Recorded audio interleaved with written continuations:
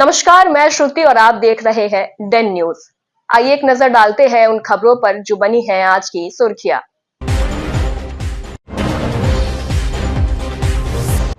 घर के दरवाजे पर बमबारी, दहशत में पूरा परिवार। पुलिस कर रही है मामले की जांच।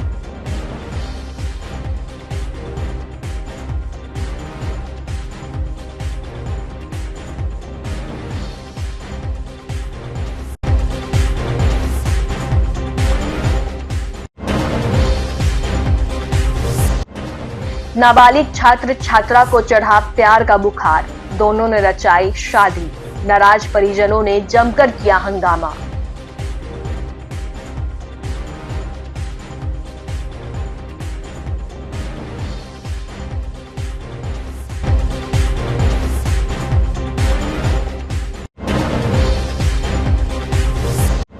और बीपीएससी परीक्षा रद्द करने की मांग को लेकर छात्र राजद ने मुख्यमंत्री का निकाला अर्थी जुलूस, लगाया राम नाम सत्य के नारे।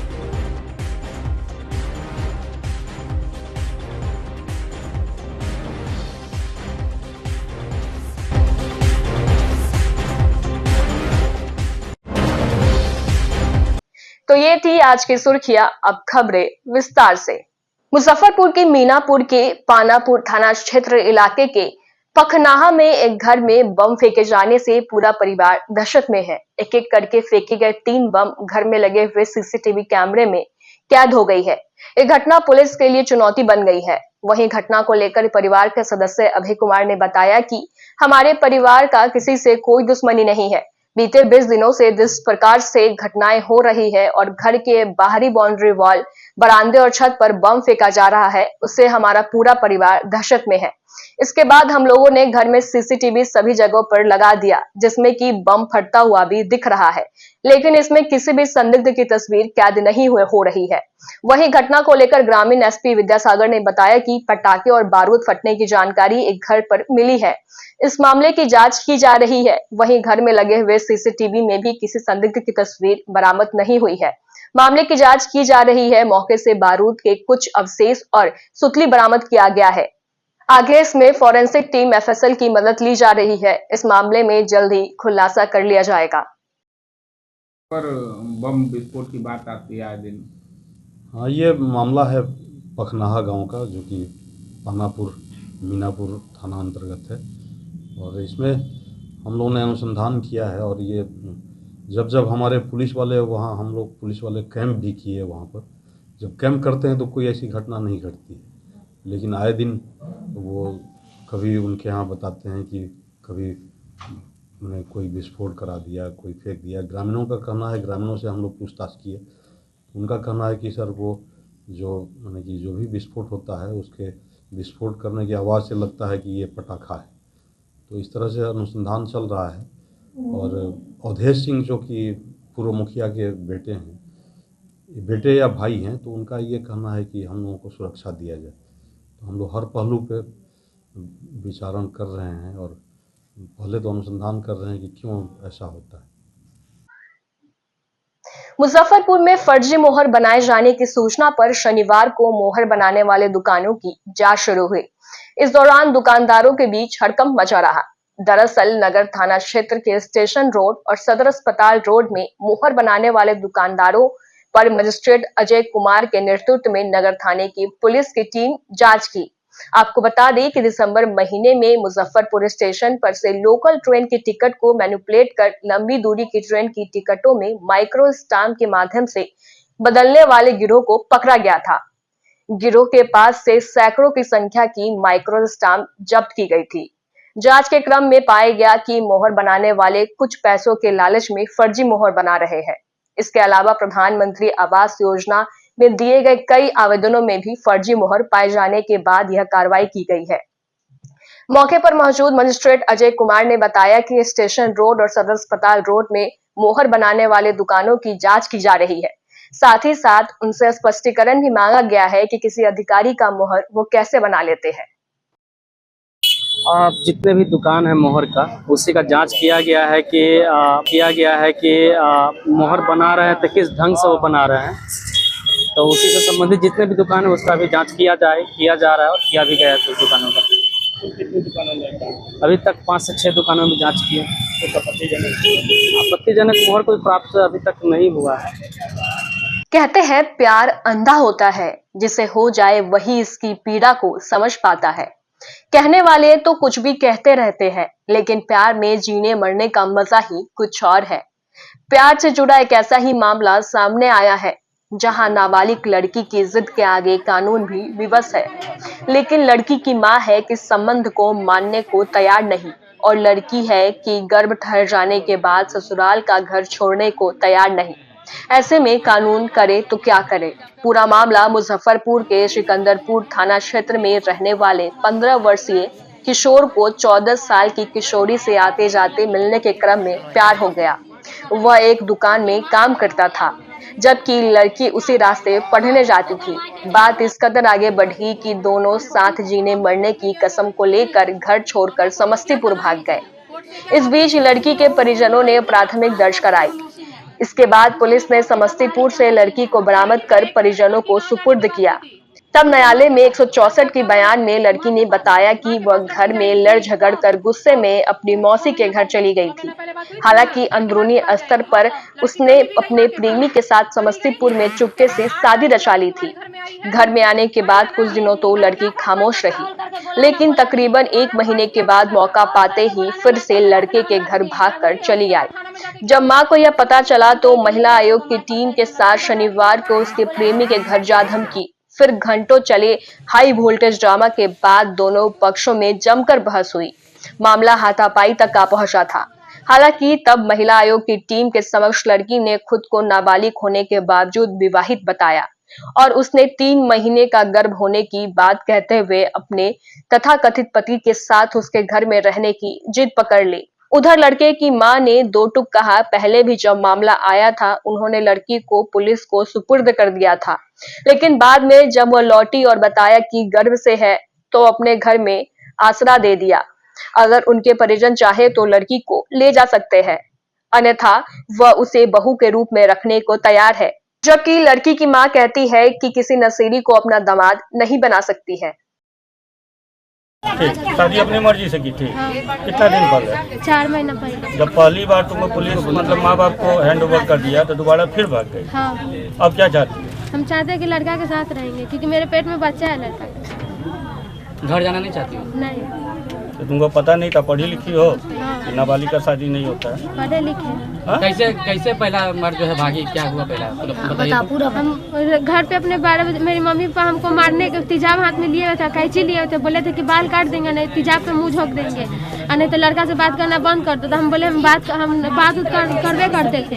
तो मेरी मम्मी हमको मारने उन्हें लगी ना, तो हम 12 बजे रात को ना अपने घर से निकल के तुम चुप रहोगी? बोले तो उसको सिखा रही हो तुम। 12 बजे रात को अपने घर से निकल के चले आए।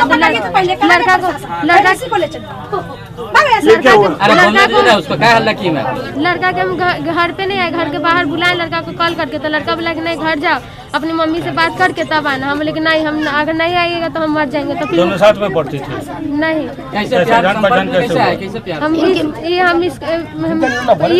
हम स्कूल जाते थे ना, तो ये रास्ता में इनका दुकान है, उसमें काम करते थे, तो हम मतलब तब हम बात करते। घर पर कैसे जाते थे? ले गया, ठीक है सर। हम उसके बाद खोजे, उसको खोज खाज के पता लगा कि इस घर के लड़के से मेरी बेटी बात करती है। तो फिर वहाँ हम पता करके यहाँ आए, तो लोग बोले कि मेरा बेटा नहीं है, पता न कहाँ गया कहाँ नहीं। तो हम गए थाना पे केस लिखवाने, तो थाना पे केस नहीं लिखाया। उसके बाद हम डीएसपी ऑफिस गए, तो वहाँ से डीएसपी ऑफिस से सर यहाँ भेजे थाना पर, तो थाना वाले आए और ये लोग उठा करके ले गए। तो ये लोग बोले कि हाँ यहाँ से लड़की दिए लोग। फिर ले गए कोर्ट कचहरी करके, हम लड़की को लेके आए। तो वहाँ ये लोग सिखा के भेजे कि बयान दिवाइएगा, बोलिएगा कि हम अपनी मम्मी के पास जाएंगे और हम भाग के, हम लड़के के साथ नहीं थे, हम अलग थे। तो फिर वैसी लड़की बोली, फिर हम लड़की को पूछे तो बोली हम मम्मी हम तुम्हारे साथ जाएंगे, और मेरे पास चली गई। फिर उसके बाद उस दिन जा रही थी शाम में सब्जी लाने, क्या हुआ क्या नहीं, हम भी नहीं थे घर पे, वो भी गई कोचिंग की सब्जी लाने। अब उधरे से देख रहे हैं कि गायब है। यहाँ आए और हाँ दोबारे फिर यहाँ आए, फिर गए प्रेम कुमार के, हाँ लड़के के साथ नहीं शादी से। मेरी बेटी चाहिए हमको, या ये लड़का ठीक नहीं है, स्माइल गांजा पीता है, हमको लड़की को नहीं यहाँ रखना है। ये लड़की नाबालिग है, 17.5 साल की, जिसका आधार कार्ड मेरे हाथ में है इस लड़की का। ये लड़की नाबालिग है और लड़का जो है वो 16 साल का है। लड़का जो है वो भी नाबालिग है। उसकी माँ है ये, लड़का की माँ है ये, और ये लड़की की माँ है। लड़की की माँ का आवेदन हमारे पास आया है कि मैडम ऐसा ऐसा बात है, हम बहुत परेशान है। 3 बार 4 बार हम लड़की को बुला के लाते, वो लोग हमको मारपीट करके निकाल देता है। हमने बोला ठीक है, अभी हम बिजी हैं, 2 दिन के बाद हम मुजफ्फरपुर आएंगे, हम तुम्हारे केस में चलेंगे। आज हम मुजफ्फरपुर आए हैं, पहले हम थाना में गए हैं। यहाँ का जो थाना, क्या थाना का नाम है जी? सिकंदरपुर थाना में पहले हम गए। वहाँ पे थाना वाले से मेरी बात हुई है। सर ने बोला कि ठीक है, अभी तो कोई आदमी नहीं है यहाँ पे, कोई कुछ नहीं है। तो हमने ठीक है सर, अब आदमी नहीं है तो हम लोग जाके बात करते हैं, हमारा काम काउंसलिंग का है, हम सिर्फ काउंसलिंग करेंगे, वहाँ जाके समझाएंगे दोनों पार्टी को। हम कहे ठीक है, हम जाके बात करते हैं, उसके बाद जैसा होगा सर आपको फोन करेंगे, आप लोग आ जाइएगा, कुछ अगर परेशानी होती है तो, और नहीं तो फिर वहाँ से हम मैटर समझ के दोनों पार्टी को लेकर हम आपके पास आते हैं। हमने थाना में यही बात किया है। वो बात करके जब हम यहाँ पे आए हैं, ये लड़की की माँ, लड़का की माँ यहाँ नहीं थी उस वक्त में, ये आई बाद में। उसके बाद जो लड़का इतना बदतमीजी से बात कर रहा था, खुद मेरे ऊपर बॉडी पे चढ़ के इस तरीके से बात कर, बताइए कोई तरीका है बात करने का? अच्छा बोले ये कोई तरीका बात करने लगा? हमारे पास बहुत सारे ऐसे वीडियो है, बहुत सारे ऐसे वीडियो है कि जो लड़का चढ़ के बात किया, लड़का का भाई, लड़का का जो भाई है वो भी, पूरा फैमिली, ये लोग लेडीज लोग बोल रही, ठीक है, ये लोग तरीके से लेडीज लोग बात कर रही थी, लेडीज लोग गलत नहीं बोली है। लेकिन जब इसकी माँ आई है तो ये चिल्ला के हमको जेल भेजवा दीजिए, जेल भेज, अरे बाबा जेल भेजवा दीजिए, बात कर रहे हैं ना अभी, बोले ना दोनों आदमी के जेल ले जाएंगे, जेल ले जाइए। अरे मतलब क्या, किसी की लड़की को आप रख लीजिएगा, उसके बाद हमको जेल भेजना? मुजफ्फरपुर के नए एसएसपी सुशील कुमार शनिवार को अचानक अहियापुर थाना पहुंच गए। उन्होंने पूरे थाने का निरीक्षण किया। निरीक्षण के दौरान थाने में कई कमियां पाई गई। इस दौरान एसएसपी ने सभी केस के आईओ को बुलाकर पेंडिंग केस की समीक्षा की और उसे जल्द ही डिस्पोजल करने का निर्देश दिया। इसके अलावा डायल 112 की दुरुस्त करने का और थाने में जब्त गाड़ी को डिस्पोजल करने समेत एसएसपी ने थानाध्यक्ष को कई अहम निर्देश दिए। वो अहियापुर थाना में आज मैंने औसत निरीक्षण किया है। इसमें जो खास करके केसेज हैं उसकी पेंडेंसी और जो थानों के अन्य कार्य हैं, खास करके जो गश्ती है उसका कहाँ पे लोकेशन रहता है, कहाँ पे उनको हॉल्ट करना होता है। उसके अलावा ERV जो हमारी गाड़ियाँ हैं 113 गाड़ियाँ, उसकी वर्किंग को हमने रिव्यू किया है। उसके अलावा जो अन्य चीज़ें हैं, CCTVs है, वायरलेस है, उसके अलावा यहाँ पे जो गाड़ियाँ हैं मालखाना में जो पड़ी हुई हैं उसका कैसे डिस्पोजल हो रहा है, इन सब चीज़ों पे विस्तृत रिव्यू किया गया है। कुछ कमियां पाई गई हैं जिसको सुधार करने के लिए निर्देशित किया गया है और IPS प्रोबेशनर हैं, वो लगातार यहाँ पर आकर के और अन्य थानों में घूम कर भी सारी चीज़ों को उसमें सुधार लाया जाए, इस पर कोशिश की जा रही है उनके द्वारा भी। तो हम लोग लगातार इस पर कार्य करेंगे और जो भी कमी है उसको पूरा करेंगे। मुजफ्फरपुर में शनिवार को छात्र राजद ने 17वीं BPSC परीक्षा को रद्द कर एग्जाम की मांग को लेकर CM नीतीश कुमार की सांकेतिक अर्थी जुलूस निकाल पुतला दहन किया गया। इस दौरान छात्र राजद के दर्जनों छात्र ने राम नाम सत्य है का नारा भी लगाया। साथ ही मंत्रोच्चारण के साथ कंधे पर अर्थी रखी और हाथ में घड़ा लेकर अंतिम संस्कार यात्रा निकाली। छात्रों ने एक सुर से BPSC परीक्षा रद्द कर दोबारा परीक्षा की मांग की। छात्रों ने कहा कि मुख्यमंत्री नीतीश कुमार की सरकार में हर बार BPSC परीक्षा का प्रश्न पत्र लीक हो जाता है। इसमें मेधावी छात्र प्रभावित हो रहे हैं। BPSC ने बिहार की प्रतिष्ठा को पूरे देश में धूमिल कर दी है। अभी BPSC की 17वीं प्रारंभिक परीक्षा का भी प्रश्न पत्र लीक हुआ था, लेकिन CM इस मामले पर चुप्पी साधे हुए हैं। मौके पर विश्वविद्यालय अध्यक्ष हैदर निजामी, प्रदेश उपाध्यक्ष विष्णु यादव, जिला प्रधान महासचिव प्रकाश कश्यप, जिला उपाध्यक्ष सोनू पांडे, अभिषेक कुमार सहित छात्र राजद से जुड़े दर्जनों नेता मौजूद रहे।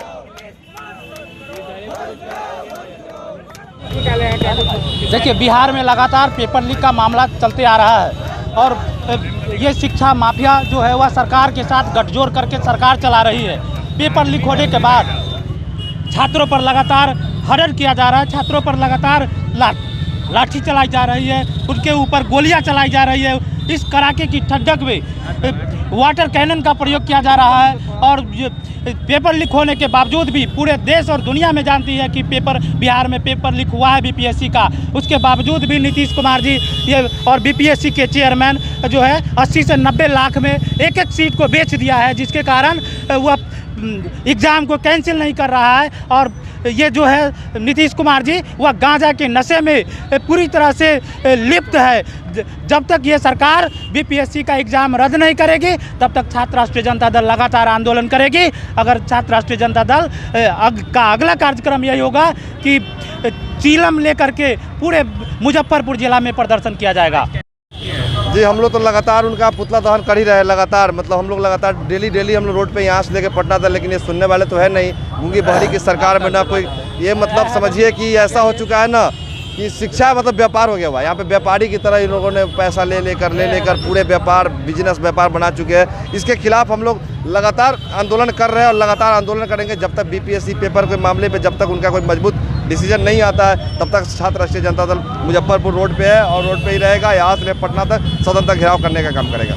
राष्ट्रीय जनता दल मुजफ्फरपुर अर्थी जुलूस निकाल करके मुख्यमंत्री नीतीश कुमार का पुतला दहन करने का काम किया है। अगर इससे पेपर लीक करना बंद नहीं करती है तो हम लोग इससे बड़े पैमाने पे प्रोटेस्ट करने का काम करेंगे। और ये जो गूंगी बहरी सरकार है इनको उंगली डाल करके और चीलम के नशे में जो सोए हैं मुख्यमंत्री जी उनको जगाने का काम करेंगे। और लाठी गोली की सरकार छात्र राष्ट्रीय जनता दल न बर्दाश्त करी है न कभी करेगी। जिस तरह से हमारे नेता तेजस्वी जी सदन में संघर्ष कर रहे हैं, हम लोग सड़क पे संघर्ष कर रहे हैं और संघर्ष करके महापुरुष ने बोला है कि सड़क सुनसान हो जाती है तो संसद आवारा हो जाता है। इसलिए आवारा लोगों को हम लोग संसद में नहीं बैठने देंगे और सड़क पे संघर्ष करते रहेंगे। राष्ट्रीय जनता दल मुजफ्फरपुर की ओर से आज श्री नीतीश कुमार जी का जो है अर्थी जुलूस निकाला गया है बीपीएससी के छात्रों के हकूक़ के लिए।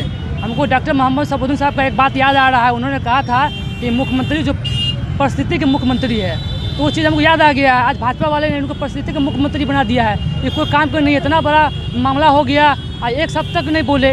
इसी के लिए मरा हुआ आदमी ये है, इसलिए निकाल हम लोग अर्थी जुलूस निकालने का काम किए हैं। मुजफ्फरपुर के गायघाट थाना क्षेत्र के मैठी टोल प्लाजा के समीप 3 जगहों पर की गई बैरिकेटिंग को अवैध मानते हुए प्रशासन ने हटवा दिया। मैठी चौक, हनुमान मंदिर कट और बेरुआ ढलान पर बैरिकेटिंग कर वर्षों से वाहन चालकों से अवैध रूप से वसूली की जा रही थी। मामला गर्म होने के बाद एक्शन में आए जिलाधिकारी ने तत्काल बैरिकेटिंग हटाने का निर्देश दिया। अब उन जगहों पर दोबारा घेराबंदी और वसूली की गई तो प्रशासन की ओर से प्राथमिक दर्ज करवाई जाएगी। मैठी टोल प्लाजा के निकट गांव की ओर जाने वाली सड़कों पर बैरिकेटिंग कर वाहन चालकों से वसूली का यह मामला बीते 3 महीनों से कुछ अधिक गर्म हो गया था। शुक्रवार को जिला स्तरीय बैठक में प्रखंड प्रमुख ने भी इस मामले को उठाया तो डीएम ने त्वरित कार्रवाई करते हुए बैरिकेटिंग हटाने का निर्देश दिया। बता दें कि छात्र राजद नेता चंदन यादव ने भी इस मामले की शिकायत जिलाधिकारी से की थी, जिसमें स्थानीय गल्ला व्यवसायी से हनुमान मंदिर कट पर ट्रक ले जाने के दौरान जबरन रुपए मांगे गए थे। इसका विरोध करने पर टोल प्रबंधक ने उनके विरोध थाने में प्राथमिक दर्ज करा दी थी। इस मामले में वर्तमान थाना अध्यक्ष का ऑडियो भी इंटरनेट पर काफी ज्यादा वायरल हो रहा है। बताया जा रहा है कि 12 वर्षों से इन 3 जगहों पर अवैध वसूली का खेल चल रहा था। एसडीओ पूर्वी अमित कुमार ने कहा कि दोबारा से बैरिकेडिंग लगाई गई तो कानूनी कार्रवाई की जाएगी। मैठी टोल प्लाजा को लेकर के शिकायत प्राप्त हुई थी कि वहाँ पे जो टोल प्लाजा है उससे दूसरे जगह पे भी घेर करके वहाँ से अवैध तरीके से वसूली की जा रही है। तो इसकी जांच हमारे एग्जीक्यूटिव मजिस्ट्रेट और एडीटीओ के द्वारा की गई थी, जो जांच में सही पाया गया कि हाँ उनके द्वारा अवैध वसूली की जा रही है। तो उसको लेकर के कार्रवाई करते हुए जो भी जहाँ भी घेर करके उनके द्वारा वसूली की जा रही थी उसको हटाया गया है और उन्हें सख्त हिदायत दी गई है कि आगे से इस तरह की वसूली वो नहीं करेंगे। अगर इस पे भी अगर उनके द्वारा आगे पुनरावृत्ति की जाती है तो उसमें हम लोग कानूनी कार्रवाई। गायघाट विधानसभा अंतर्गत मैठी टोल प्लाजा द्वारा टोल टैक्स के नाम पर ग्रामीण सड़कों को अवरोध कर अवैध वसूली किया जा रहा था, जिसके आलोक में मैंने अनुमंडल पदाधिकारी पूर्वी महोदय को ज्ञापन सौंपा था और उस ज्ञापन के आलोक में इन्होंने जांच टीम बनाई। जांच टीम ने जो प्रतिवेदन सबमिट किया है उसमें साफ स्पष्ट रूप से ये मेंशन था वहाँ अवैध वसूली की जा रही है। इसी को लेकर अनुमंडल पदाधिकारी पूर्वी ने डीएम साहब को अग्रतर कार्रवाई हेतु वो लेटर सौंपा था, जिसके आलोक में कल डीएम साहब ने निर्देश दिया और डीएम साहब के निर्देश पे ही कल देर शाम अविलंब तीनों cut, Maithi cut, Barua cut और हनुमान कट से बैरिकेड भी हट गए और वसूली भी बंद हो गई। ये जिला प्रशासन का जनहित में त्वरित कार्रवाई के लिए मैं अपने दल की ओर से अपने ओर से भी मैं धन्यवाद देता हूं। उम्मीद करता हूं आगे भी जिला प्रशासन जन समस्याओं के सवाल पे इसी तरीके के कार्रवाई करती रहेगी और हम राष्ट्रीय जनता दल के सभी सक्रिय साथी कार्यकर्ता इसी तरीके से जन समस्याओं को आगे भी उठाते रहेंगे। जो अवैध वसूली हुआ तो उस पर कर्मचारी सब पे FIR दर्ज हुआ है? नहीं, FIR की तो अभी तक बात नहीं हम लोग की पता चली है। हाँ बिल्कुल, ये जिला प्रशासन का मामला है, पुलिस प्रशासन का मामला है। ये लोग अपने स्तर से देखें। हम लोग का मुख्य रूप से ये मांग था जो अवैध वसूली नहीं चलेगा, उसके लिए आवाज़ उठाया था। अगर ऐसा होता है तो ये आम जनों के हित में होगा। दूसरी जो टोल है जो जिले के आसपास में है, वहाँ भी अगर इस तरह की शिकायत मिलती है तो बिल्कुल, ये गजट में ऐसा कोई प्रोविज़न ही नहीं है जो आप NH को छोड़ के किसी स्थानीय सड़क पे, ग्रामीण सड़क पे, बिहार सरकार के सड़क पे आप बैरिकेड करके वहाँ पे टोल वसूले को, ऐसा कहीं नहीं है। गजट के आलोक में ही जांच टीम ने जांच प्रतिवेदन सौंपा था, जिसके आधार पे ये कार्रवाई हुई है। कहीं भी आप नहीं वसूल सकते हैं। शनिवार को मुजफ्फरपुर के गोबरसही स्थित एक निजी रिपोर्ट में बीजेपी के संगठन पर्व समारोह के तहत जिला भाजपा के तत्वाधान में संगठनात्मक जिला मुजफ्फरपुर पूर्वी एवं मुजफ्फरपुर पश्चिमी के निमित्त जिला स्तरीय घोषणा सह अभिनंदन समारोह का आयोजन किया गया, जिसमें मुख्य अतिथि बिहार सरकार के मंत्री नितिन नवीन और जिला संगठन चुनाव अधिकारी विधायक सुनील मणि तिवारी के द्वारा जिला मुजफ्फरपुर पूर्वी के जिलाध्यक्ष विवेक कुमार और पश्चिमी के जिलाध्यक्ष हरिमोहन चौधरी के नाम का घोषणा किया गया। तत्पश्चात अभिनंदन यात्रा निकाला गया। इस दौरान सरैयागंज टावर पर वंदे मातरम सेवा मंच के अध्यक्ष राजीव सत्यम और महाकाल सेवा दल के अध्यक्ष आकाश चौधरी के नेतृत्व में फूलों की माला, ढोल ताशा, पुष्प वर्षा कर, अबीर गुलाल लगाकर और मिठाई खिलाकर भव्य स्वागत किया गया। मौके पर अरविंद सिंह, रमेश रत्नाकर, सीमा चंद्रवंशी, संजना भारती, अजीत पटेल, प्रकाश चौहान सहित दल से जुड़े काफी संख्या में लोग मौजूद रहे। मुजफ्फरपुर भाजपा के नवनिर्वाचित जिलाध्यक्ष पूर्वी से श्री विवेक कुमार जी और पश्चिमी से श्री हरिमोहन चौधरी जी को आज सरैयागंज टावर चौक पे वंदे मातरम सेवा मंच और महाकाल सेवा दल के द्वारा भव्य स्वागत किया गया है, जिसमें सैकड़ों महिलाएं, सैकड़ों पुरुष और जिसमें पुष्प वर्षा। भाजपा के नए जिला अध्यक्ष मुजफ्फरपुर में बनाए जाने पे बड़े भैया विवेक चौधरी जी और पूर्वी पश्चिमी से हरिमोहन चौधरी जी को बहुत बहुत बधाई।